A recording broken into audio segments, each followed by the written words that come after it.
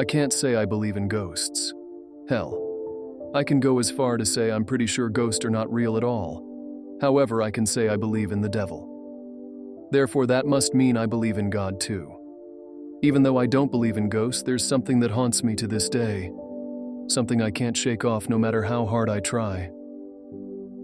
It's been 10 years since that night. Since the Ouija board, the fear and the nightmares that have never fully gone away. And though I've tried to bury the memory, it keeps crawling back like a wound that never quite heals. My name's Gabe, and this is a story I've only told to a few people. Maybe I'm telling it now because I think it's time to confront it, to face it down. Or maybe I just need to get it out of my head. But be warned, this isn't a tale for the faint-hearted. You'll want to keep the lights on for this one. It was a Friday night, the start of a weekend that I thought would be like any other. My parents had left for a short getaway, and I was looking forward to having the house to myself. They'd told me, explicitly, not to have anyone over. But what they didn't know wouldn't hurt them, right? I figured, as long as we didn't burn the place down or throw a wild party, they'd be none the wiser. So, I called up some friends. Perry, my closest friend at the time, was the first to agree. Then came Mike, a cocky guy who was always up for a good time. Amanda, who was a bit of a mystery with her fascination for the occult. And a few others who were just looking to blow off some steam. They all started showing up around 9, bringing along the usual party favors: beer, chips, and a few bottles of something stronger. I don't drink, so I turned down the offers, sticking to my soda while everyone else cracked open their cans and started passing them around. The night was supposed to be easygoing, a bit of fun while the cat was away, so to speak. But then Amanda pulled out the Ouija board. The moment I saw it, a cold chill ran down my spine. My grandmother had always warned me about those things. She was a superstitious woman, believed in all sorts of things: ghosts, spirits, the afterlife. And she always told me never to mess with the spirit world. "Nothing is ever as it seems," she used to say. "And once you open that door, Gabe, you can never close it." I hadn't thought about her warnings in years, but seeing that board, those black letters against the worn wood, brought it all rushing back. I told Amanda I wasn't interested. I could watch, sure, but I wasn't going to touch the damn thing. That's when the teasing started. "Come on, Gabe, don't be such a party pooper," Perry said, nudging me with her elbow. "Yeah, man," Mike chimed in, already a couple of beers deep. "It's just a game." "What, you scared?" I wasn't scared. Not exactly. But something about it felt wrong, like a bad itch I couldn't scratch. But peer pressure's a hell of a thing, and eventually, I caved. "Fine," I said, more to shut them up than anything else. "But I'm not asking any questions." We turned off the lights, leaving only the flicker of a few candles Amanda had brought along. The flames cast long, twisting shadows on the walls, giving the room an eerie glow. We all sat around the table, hands on the planchette, and Amanda started it off with the usual: "Is there anyone here with us?" At first, nothing happened. The planchette stayed stubbornly still, and I began to feel stupid for even worrying. But then, just when I thought we were wasting our time, the damn thing moved. It was subtle at first, just a slight nudge to the left. I figured someone was messing around, pushing it to get a reaction. But then it moved again, this time with more force, sliding to the yes at the top of the board. Perry giggled nervously, but I could see the tension in her eyes. Okay, who's doing that?" No one answered. We were all too busy staring at the board. Amanda asked the next question. "What's your name?" The planchette didn't hesitate this time. It slid smoothly over the letters, spelling out a single word: S-A-R-A-H. "A little girl?" Perry asked, her voice tight. "How old are you?" 8. That's when the candles flickered.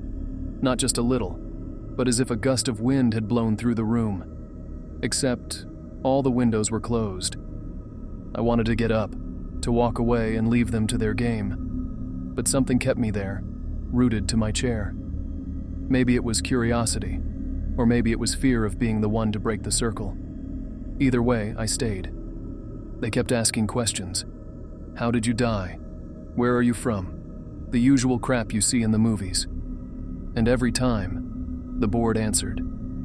But then the answers started to get weird. It was Mike who noticed it first. "Hey, this doesn't make sense," he said. "You said you were 8, right? But now you're saying you've been here for over 100 years?" Heavy and suffocating. I could feel my heart pounding in my chest, and I wasn't the only one. Everyone looked at each other, unsure of what to do next. Amanda, though, was unfazed. "Okay, if you lied, then who are you really?" For a moment, nothing happened. I thought maybe the game was over, that whatever was controlling the board had decided to leave. But then, slowly, the planchette began to move again. DEMON. Perry gasped, and I felt the hair on the back of my neck stand up. This wasn't funny anymore. Mike, ever the skeptic, laughed. "Oh, come on. Demon? Really? You expect us to believe that?" The planchette didn't move. Instead, the room got colder, the kind of cold that seeps into your bones and makes you shiver uncontrollably. I could see my breath in the air, fogging up with each exhale. And then, from somewhere upstairs, we heard it. A loud, heavy thump, followed by the sound of footsteps. "Who's messing around?" I asked, though my voice came out shakier than I intended. But everyone was accounted for, and the look of fear in their eyes told me they weren't behind it. Another thump, closer this time. Doors began to slam shut one by one, as if something, or someone, was moving through the house, closing them as it passed.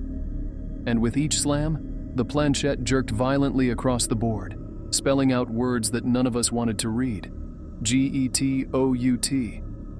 Mike, still trying to play the tough guy, challenged the board. "If you're really a demon, then prove it. Tell me something I don't know." For a moment, nothing happened. I thought maybe we'd pushed it too far, that the game was finally over. But then the planchette moved again, slow and deliberate. "The wages of sin is death," Mike scoffed. "I already know that. Give me something real." The planchette paused, hovering over the board as if it was thinking, considering. Then, with a speed that made my heart skip a beat, it shot across the board, spelling out its final message. "You die next." That was it. Everyone started freaking out, even Mike, who had gone pale as a sheet. We heard more footsteps, more slamming doors, and then one of the girls, Perry I think, screamed, "Enough!" She knocked the board off the table, sending the planchette skittering across the floor. Someone flipped on the lights, and just like that, the oppressive darkness seemed to lift. We tried to laugh it off after that, to go back to our games and jokes, but it was no use. The mood had soured, and the fear lingered like a bad smell. One by one, everyone started to leave, mumbling excuses about how they had to get home, how they had early mornings, or how they'd had too much to drink and were catching a ride with one of the sober friends that were driving. In the end, it was just me and Perry left. She was still freaked out, and to be honest, so was I. Neither of us wanted to be alone, so we decided to stay up together, watching stupid movies and trying to forget what had happened. But neither of us could shake the feeling that something was wrong, that the night wasn't over yet. Around dawn, Perry got a call that would change everything. It was Perry's dad. He was one of the paramedics who responded to a car accident scene that was discovered by a jogger during their morning run. There was a single car in the trees on the side of the road. It was Mike's car. Mike was dead. The cops at the scene think he must swerve to miss a deer, but hit it anyway as he drove off the road before he hit a tree. They found fur in the grill of the car, but no animal. It must have ran away and died somewhere else. Just a freak accident, they said, but we knew better. Perry and I didn't sleep after that. We called a few of the others, trying to piece together what had happened, but no one had any answers. Some thought it was just a coincidence, bad luck. But Perry and I, and a couple of the others like Amanda, knew better. We were convinced it was connected to the Ouija board, that the demon had made good on its threat. Later that morning, Perry and I met up with a few of the others at a nearby diner to talk things over. We were all shaken, trying to make sense of what had happened. Was it real? Did we actually summon something that night? Or was it all just a series of freak coincidences? The group was split. Perry, Amanda, and one of the other girls were adamant that the Ouija board had something to do with Mike's death. They argued that it was too much of a coincidence, that the eerie events of the night before couldn't just be brushed off. But the rest of the group wasn't so sure. They chalked it up to bad luck and the power of suggestion, nothing more than an unfortunate accident. Since no one could agree, we decided to go our separate ways. Perry and I walked out together, the tension between us thick with unspoken fears. I offered to drop her off at home, and she agreed, still visibly shaken. When I got back to my house, it was eerily quiet, the kind of quiet that presses in on you, making every little sound seem louder than it should be. I headed up to my room and jumped on my laptop, scrolling through social media to see how people were reacting to Mike's tragic death. The news was everywhere, friends and acquaintances posting their shock and disbelief. After a while, the house started to feel colder, like the temperature had suddenly dropped. I brushed it off at first, thinking maybe I was just tired. But then I heard it. Footsteps. They were coming from downstairs, slow and deliberate, like someone was pacing. A cold chill ran up and down my spine. I tried to rationalize it. Maybe it was just the house settling, or maybe a stray animal had gotten inside. But deep down, I knew better. Then, the door between the house and the garage slammed shut, hard enough to rattle the walls. My heart pounded in my chest as I grabbed my lacrosse stick, the only weapon I could think of, and slowly made my way downstairs. The footsteps continued, leading me toward the living room. I moved cautiously, my grip tightening on the stick as I rounded the corner. And then I saw it. Something that made my blood run cold. The Ouija board was set up on the table, exactly where we had played the night before. I froze, the lacrosse stick slipping from my grasp as fear took over. How the hell had it gotten there? I'd left it in the other room, untouched since the night before. I didn't stick around to find out. I bolted back upstairs, slammed my door shut, and locked it. My hands were shaking as I called Perry.